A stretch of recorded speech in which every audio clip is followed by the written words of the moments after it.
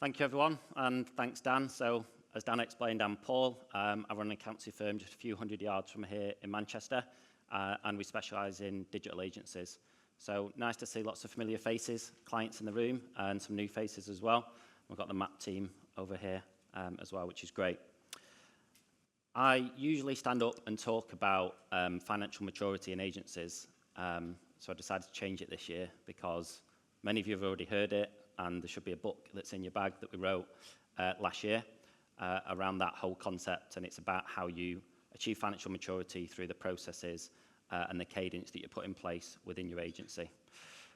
This year, I wanted to talk about almost thinking of the end in mind. So I know that's a bit of a cliche, and sometimes you'll get M&A advisors stand up and talk about why you must plan on exiting your business, and you must get the highest possible value, and you must do it in a certain way. Our approach is very different. We help our clients to understand what success looks like for them. There are loads of ways to get value out of your company as an owner-operator, either at the end as a capital sum or through the lifetime of the business. There's lots of ways to extract value. I'm going to talk a little bit about that today. We've actually just been through this process ourselves. We became employee-owned on the 6th of March this year, so very hot off the press. I was the proud owner of MAP for 13 years, and I've now handed my baby over to the team. They now own the business through an employee ownership trust, so it's an indirect ownership, which I can talk more about. Essentially, all employees with more than 12 months service are now the proud owners of the business, so they're the ones that benefit from the future success of the business once myself and other shareholders have been paid out. And they do that through a trust which 2 of the employees lead alongside myself. So one of the requirements of an employee ownership trust is that the owner needs to sell at least 51% of the business to the trust. I decided to sell 100. And I sit on that trustee board along with 2 of the employees. I needed to make sure that I could be outvoted, because otherwise I'm still in control of the business, and HMRC don't like that. So they want to see it's a bona fide transaction where you've handed over control, and I've done that. So the 2 other trustees can now tell me when they disagree and outvote me, which is great for them after 13 years of doing what I say. Why did I do it? We'd built a business that essentially ran without me. Everyone, I think, stands up and makes out that they've got a great team. If any of you have met the people that work for MAP, they genuinely are really good people. Not just good workers, but brilliant people who care greatly about our clients, care massively about each other, and make us very, very proud every day. That wasn't me choking up. So we've managed to build a business that genuinely worked without me. It's really important, I think, that when you're thinking about employee ownership or any other vehicle, you don't see it as a stick and plaster for fixing a cultural issue or trying to motivate people. For me, this was about formalising what was already happening. The team were already running the business, caring about the business passionately every day, and it was the right solution for me. That doesn't mean that it's the right solution for you. And we don't mind. We only mind that you get what's right for you. We're not going to railroad you down any certain route. So as I say, team already treat it like their own. Sometimes I'm sat in meetings with our team and thinking, God, you care about this more than me now. And that's why I wanted to formalise this structure. I hadn't necessarily fallen out of love with the business. I didn't have the same drive that I had 13 years ago when I was a young 27-year-old starting out. Just got my qualifications in accountancy. Like many of you probably, you went into a business that was your craft. This was my craft. I've not done a set of accounts for a long time, and there are people that do the work far better than I do. It wasn't that I wanted to get away from it. I still don't want to get away from it, but I wanted to be a part of my life rather than dominate my life. Got 2 young children, got other hobbies, other interests, and this felt like the right vehicle to accommodate all of that. And then a big one was we got an offer on the business a number of years ago, which I'm really glad that I didn't accept, because I nearly did, and then it just didn't feel right at the time. I would have been part of their leadership team of a large company. Effectively, I would have had a lot of responsibility and a boss again, and it wasn't for me. I didn't want to sit there and be richest man in the graveyard, because I'd sold the business for the highest possible value to then watch the culture get destroyed potentially, or at risk of being destroyed. I'm not saying that happens with every sale, but we'd had something special, and I didn't want to see that eroded. So I didn't go ahead with that transaction, and then a number of years later, here we are now, employee-owned and very, very little changes, which is what we wanted. Every business owner needs to exit at some point. So when I say about the cliche of people talking about you can never start too early, you know, you need to think of the end in mind. There is an element of truth to that, because morbidly, you're either going to die and lose your business, or you're going to lose it whilst you're alive. So one way or another, we all have a responsibility, I think, to think about succession. Like, if you love your business, you love working it, you love owning it, fantastic. It won't last forever. At some point, somebody else needs to take over, and it's about planning that in advance. And it's your business. You built it. You own the business, not the other way around. So you should do this on your terms. Ideally, you know, you don't end up exiting through the back door as a distress sale. You do it on the terms that are right for you, for your team, and for your family, most importantly. So here's the options. We've been involved in pretty much all of these types of transactions when it comes to exiting the business. Why would you liquidate? So obviously, as Dan said earlier, and lots of people have been talking about today, there's loads of challenges for agencies at the moment. Sometimes getting out before it gets worse is actually the best solution. We've helped clients that, you know, had really good years, built up really good reserves, and because of lots of challenges that are outside of their control, you know, challenges to their client base, challenges to the economy generally, they now realise that the best years are behind them. And if they're making losses as a business, they're just watching that asset that they've built up erode. And if they're struggling to turn that around quickly enough, then one option is to liquidate your business, get the cash out, go again, do something else. You can do it very tax efficiently if you do it in the right way. And that's an option, you know, if you want to press the nuclear button and move on and do something different. Pass down the generations. So this is the one where, as long as your kids will thank you for it, you can pass the business down through the generations. That has become less favourable, or will become less favourable from now on because of the changes to business property relief. Traditionally, you would get 100% relief on inheritance tax for passing a business down the generations. That's now reduced to 50%, which is a bit frustrating, but still a good way to do it. And I always say tax should never be the leader anyway for any transaction. So although it's annoying, if that's the right thing for you to do, and your children are going to be the proud owners of that business, then pay the tax on it. But it's just not as tax efficient as it once was. Neither are EOTs, sadly for me. So we were partway through the transaction when the legislation changed in regards to EOTs. It used to be 100% tax-free, so 100% capital gains tax relief. That's now 50%. So that will mean you'll pay tax on half of it, typically at 24%. So half of 24%, 12% on the whole gain into an EOT when you sell business into an EOT. An MBO, similar to an EOT in that you're effectively handing it over to the team, but you're handing it over to the management team, not the whole team. I think one of the misconceptions with this is that it's funded very differently. People think that an MBO is funded via bank debt or by the management team having to put their hands in their pockets, and an EOT is out of the future profits of the business. Whilst that's typically the case, it can be either way.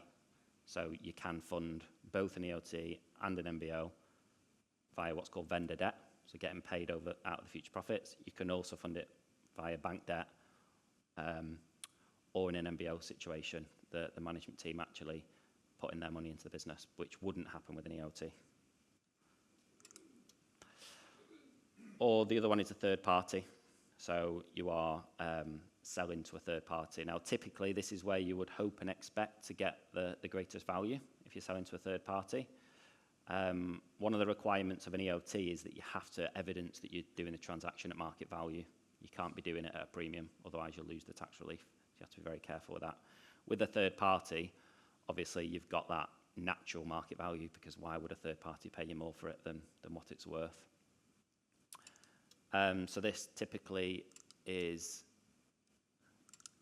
either via private equity, So this will be pooled capital by usually a number of private individuals, and they are not necessarily interested in your sector per se. It's not necessarily their background.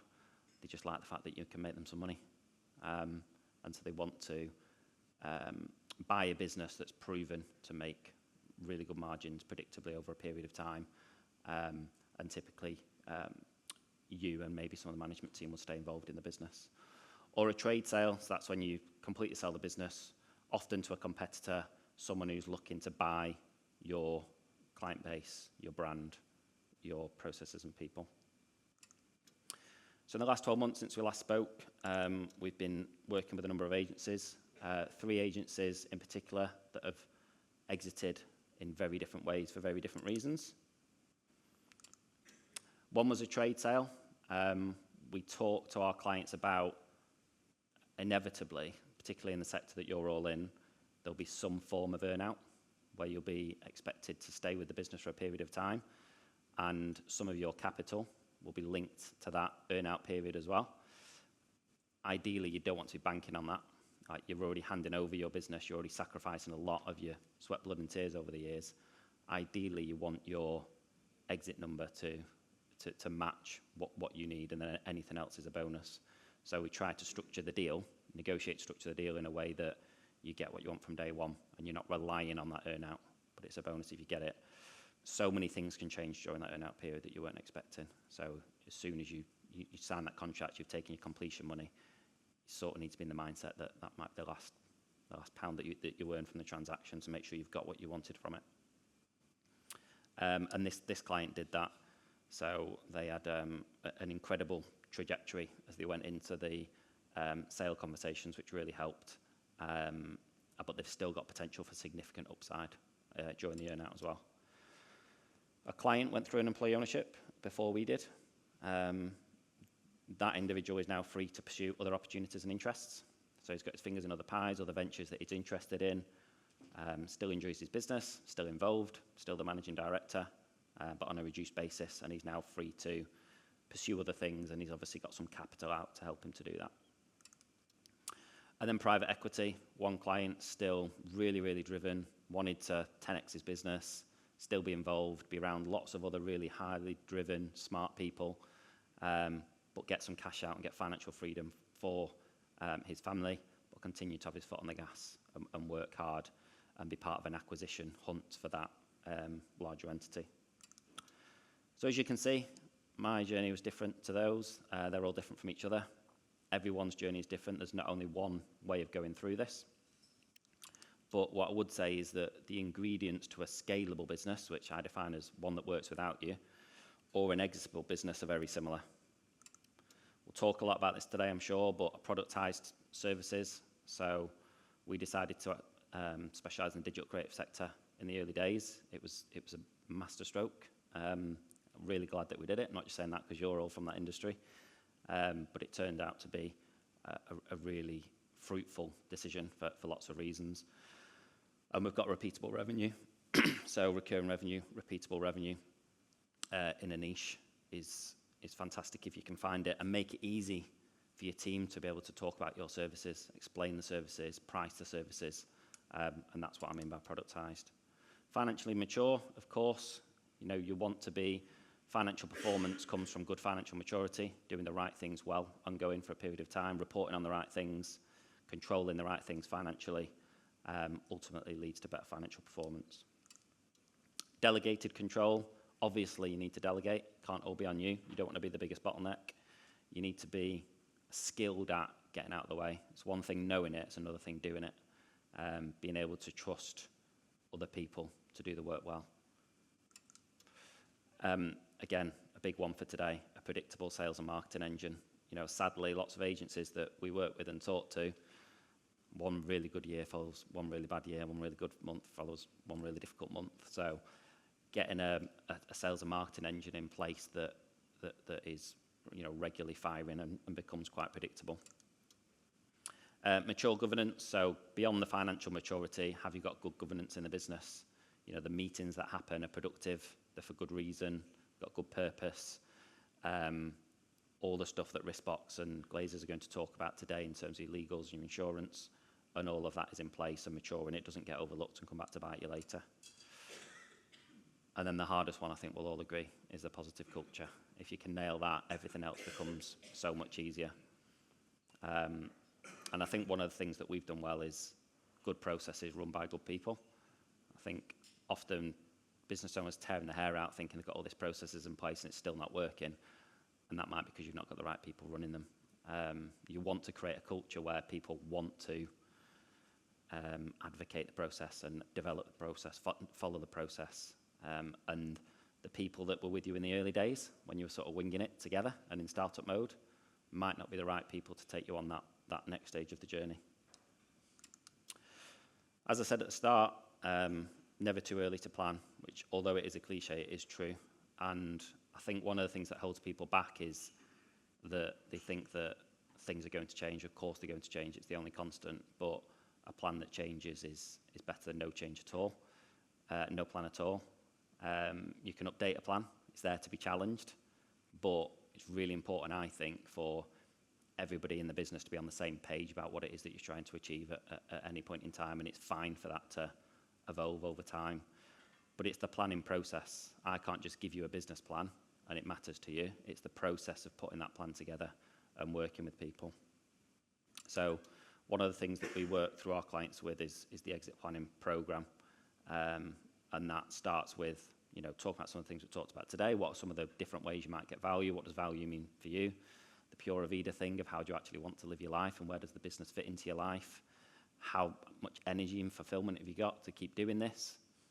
What does financial reward look like? Because if a client says to me, I want £5 million for my business in 5 years, we could say, well, we could show you another way of getting £5 million over the next 5 years. That doesn't mean selling your business. So there's lots of ways to get there.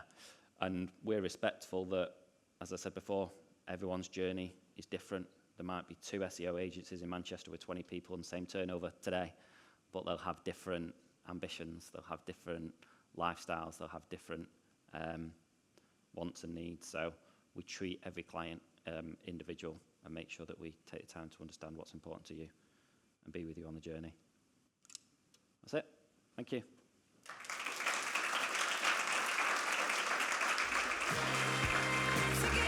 All right.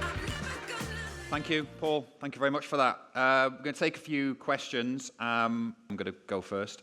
No surprisingly, being a marketeer myself, I'm going to jump on one of the points you made in there, which was around having that predictable sales and marketing engine. What impact do you see on deals or the deal value in the absence of a sales and marketing engine? Like, how critical is that to the valuation, the desirability?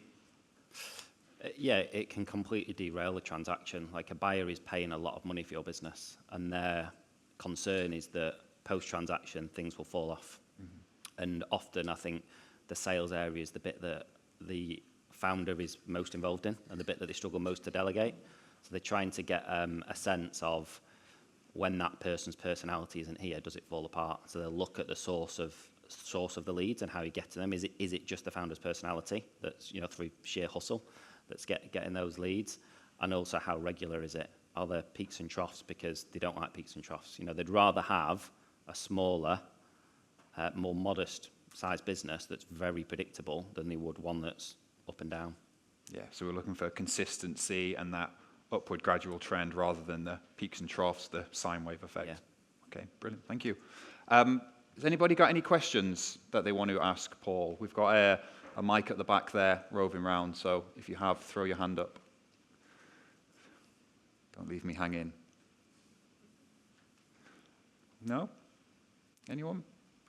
Okay, well, I've actually got a second question because I predicted it would take a little bit to warm up with. So I've got a couple of questions. You mentioned that you had an offer that you actually declined, and you said, retrospectively, you're glad because it wasn't the right thing. What were the indicators or the red flags that perhaps wasn't the right deal for you, for the business, your people? I think it was both what I was running away from and what I was running to. So ultimately, I felt like I was giving away too much. Like I'd built something that was really good, really special, and I thought I would later regret if I saw like that culture change and the business change. And I have to go and look the people in the eyes who have worked for us for all those years, and know that it's the right decision. And I could just project going forward that I've seen too many deals where promises that have been made about retaining the culture and the processes and the team have just not prevailed. And I knew that if I did that, I would feel that sense of loss further down the line, and that I'd sort of let other people down and done it for selfish reasons. So that was one reason. And then, you know, they had sort of bigged up this idea of me going and working for their leadership team, but ultimately I'd be working for a corporate entity with a job again and answerable to somebody. And you're in the honeymoon period during the sales process. Everyone seems lovely people. You know, you just don't know how that's going to turn out either. So I'd gone from, you know, having a great business with flexibility and good earnings to less earnings, less flexibility, and more of a corporate structure. So it just, we were going through, I was going through a little bit of a difficult period with the business at the time, and I would therefore have been doing it for the wrong reasons, and I just needed to power through, and we did power through and got everything back on track, and it was 100% the right decision. Okay.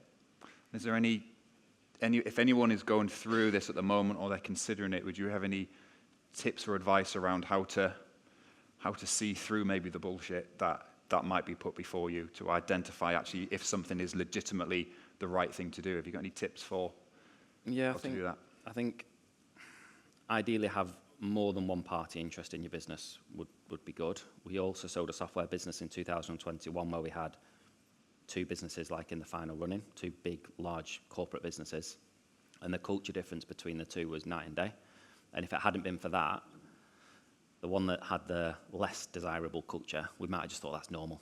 All corporate businesses work like this. You know, it's just more ruthless and it's just the way they are. But because we had the contrast of the other one, not only did that help us to get competitive tension for the value, but it helped us to understand what good culture looks like and can look like.